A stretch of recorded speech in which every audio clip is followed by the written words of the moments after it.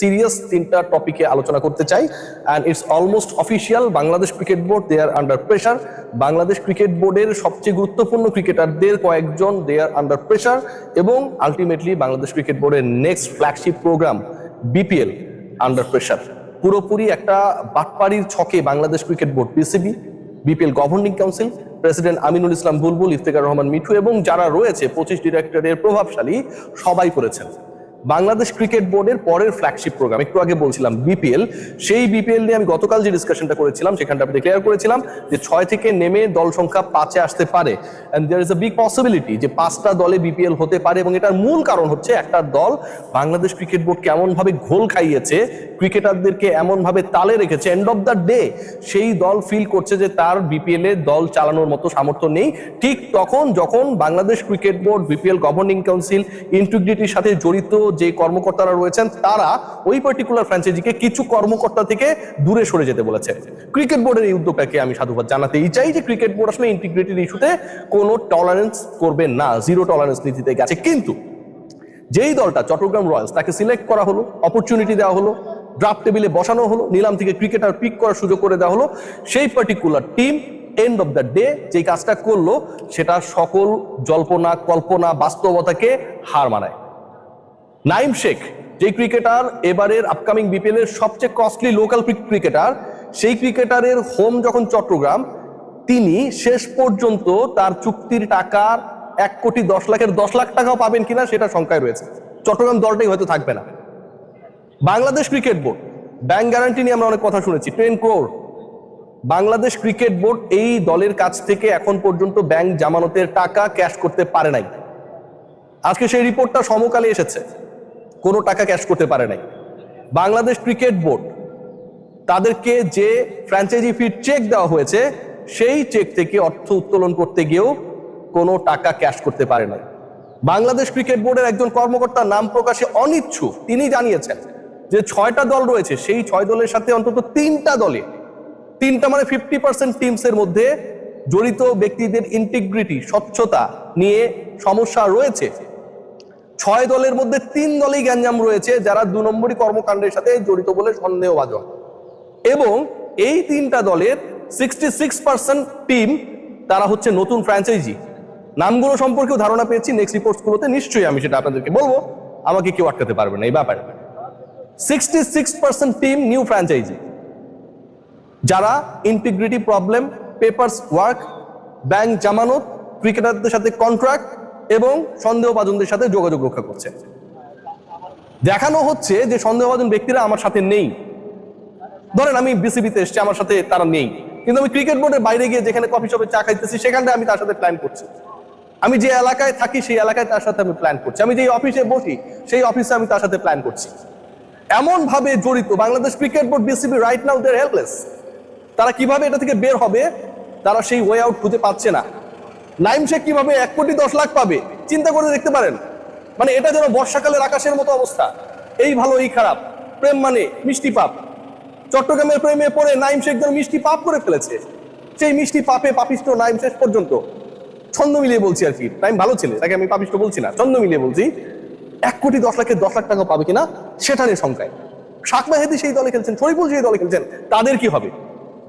Bangladesh cricket board এখন এমন একটা সিচুয়েশনে পড়েছে যে আপকামিং বিপিএল এ তারা চট্টগ্রামকে অধিগ্রহণ করবে কিনা, অ্যাকোয়ার করবে কিনা। দেখে না, সরকার অনেক জমি অধিগ্রহণ করে এবং সেই অধিগ্রহণ করা জমিতে নানা স্থাপনা বানায়।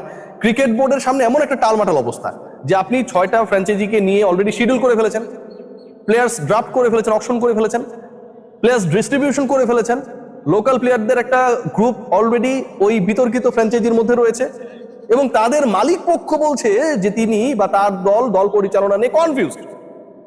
প্রশ্নটা হচ্ছে, আমিনুল ইসলাম বুলবুল নানা ধরনের কর্মব্যস্ততার মধ্যে থাকেন, মাইনা নিলাম আমি, ইফতেখার রহমান মিঠু, আমার প্রিয় মিঠু ভাই, যিনি কদিন আগে ইন্টারভিউতে বলেছেন যে বিপিএল এর সবশেষ আসরে 90% ম্যাচ নাকি ফিক্স ছিল, 90% ম্যাচে 2 নাম্বারই হয়েছে। আগের বিপিএল এ 90% ম্যাচে 2 নাম্বারই হয়েছে। মানে আগের বিপিএল এর এই দায়টা তিনি কাকে দিয়েছেন জানেন? 90% মানে কি? মনে করেন আগের বিপিএল এ ম্যাচ হয়েছে 40টা, 35টা ম্যাচেই 2 নাম্বারই হয়েছে according to the member secretary of BPL governing council, যিনি এটা অফিসিয়াল স্টেটমেন্ট দিচ্ছেন। ইন্টারেস্টিং পার্ট যেটা, তিনি এখানে দায়ী করছেন কাদের? দায়ী করছেন নাজমুল আবেদিন ফাহিমকে। দায়ী করছেন আমার অত্যন্ত প্রিয় ফারুক ভাইকে, ফারুক ভাই আসসালামু আলাইকুম, ফারুক ভাইকে, এবং তিনি দায়ী করছেন আগের বিপিএল এ যেই দলগুলো খেলেছিল, ধরেন বর্তমানে চট্টগ্রাম রয়্যালস আগের বিপিএল এ ছিল না, নোয়াখালী এক্সপ্রেস আগের বিপিএল এ ছিল না, সিলেটের নতুন যে দলটা এসেছে আগের বিপিএল এ ছিল না। আগের বিপিএল এ ছিল কে? আগের বিপিএল এ ছিল হচ্ছে ঢাকা ক্যাপিটালস, আগের বিপিএল এ ছিল রংপুর রাইডার্স। ইফতেখার রহমান মিঠু তার মানে বলছেন 90 ভাগ ম্যাচ যদি ফিক্সিং হয়, তার মানে তো এই 90 ভাগের বাইরে কোনোভাবে আপনি ঢাকা ক্যাপিটালস রংপুর রাইডার্সকে খেলতে পারবেন না। দলই ছিল 6টা 7টা, এই দুইটা দল মিলেই তো একসাথে 25% হয়ে যায় যদি 6টা বা 7টা দলকে আপনি হিসাব করেন পার্সেন্টেজের হিসাবে। তার মানে ইফতেখার রহমান মিঠু কি ভয়াবহ স্টেটমেন্ট দিয়েছেন, রংপুরের ক্রিকেটার ম্যানেজমেন্ট এগুলোর সাথে জড়িত ছিল, এটাও সম্ভব। ঢাকার যারা ছিল তারা এগুলোর সাথে জড়িত ছিল 90%। আবার I am again figuring out the number.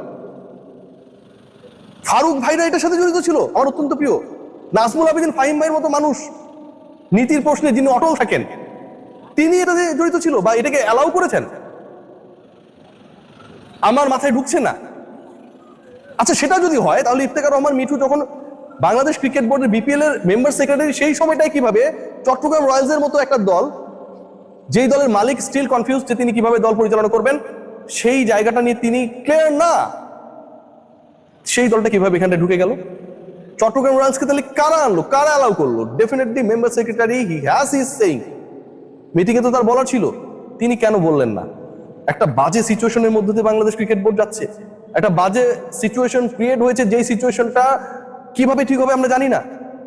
শাক মাহাদি, নাইম, শরীফুল, যারা আপকামিং ওয়ার্ল্ড কাপের গুরুত্বপূর্ণ ক্রিকেটার হতে পারে, খেয়াল করে দেখুন সেই ক্রিকেটাররা অনিশ্চয়তায় তারা খেলতে পারবেন কিনা, তারা পারিশ্রমিক পাবেন কিনা। যে শিডিউলটা হয়ে গেছে সেই শিডিউল অনুযায়ী চট্টগ্রাম যদি না থাকে, চট্টগ্রামে বিপিএল এর সেকেন্ড ফেজের 12টা ম্যাচ রয়েছে, স্বাগতিকদের ছাড়া আপনি খেলবেন। বিসিবি যদি একটা দল টেক ওভার করে, ধরেন করলো, এই সিচুয়েশনে কিচ্ছু করার নাই, সেটা নিয়েও প্রশ্ন উঠবে, সেটা নিয়েও অনেক ধরনের আলোচনা হবে যে বিসিবির টিম হিসেবে হয়তো এই দলটা বেশি ফেভার পাচ্ছে। আমি এই ডিসকাশনটা করব, যে আম্পায়ার মাঠে দাঁড়াবে তিনি ডিসিশন দেওয়ার ক্ষেত্রে আপনি যাই বলেন না কেন কনফিউজড হবেন। 90% দল ফিক্সিং করেছে, জড়িত ছিল, এই অভিযোগ নাকি আইসিসি থেকে বিসিবি পেয়েছে। কি ভয়াবহ! এবং সেই 90% দল গত বিপিএল গুলো, গত বিপিএল ইফতেখার রহমান মিঠু নিজে ছিলেন, বোর্ডের ডাইরেক্টর তো ছিলেন, নাজমুল আবেদিন ফাহিম ভাই ছিলেন, ফারুক আহমেদ ছিলেন, গভর্নিং কাউন্সিলে তাদের একটা গুরুত্বপূর্ণ রোল ছিল। সেই মানুষগুলো যদি থাকার পরেও এই ঘটনা ঘটে, তাহলে আঙুলটা মিঠু ভাই কার দিকে তুললেন? আমি কারো পক্ষে বিপক্ষে বলছি না, আমি জাস্ট তার স্টেটমেন্ট অনুযায়ী কথাগুলো বলছি, খেয়াল করে দেখো। এবং 90% ম্যাচ যদি 2 নম্বরই হয়, তাহলে এক্সিস্ট করা গত বিপিএল এবং এই বিপিএল এ যে দলগুলো থাকছে তাদের নিয়েও তো তাহলে প্রশ্ন উঠে, মিঠু ভাই এই দলগুলোকে কিভাবে অ্যালাউ করলেন? আমি ভাই জানি না, আমার কোনো দোষ নাই। সবাই ভালো থাকেন, মিঠু ভাই জিজ্ঞেস করেন। Take care.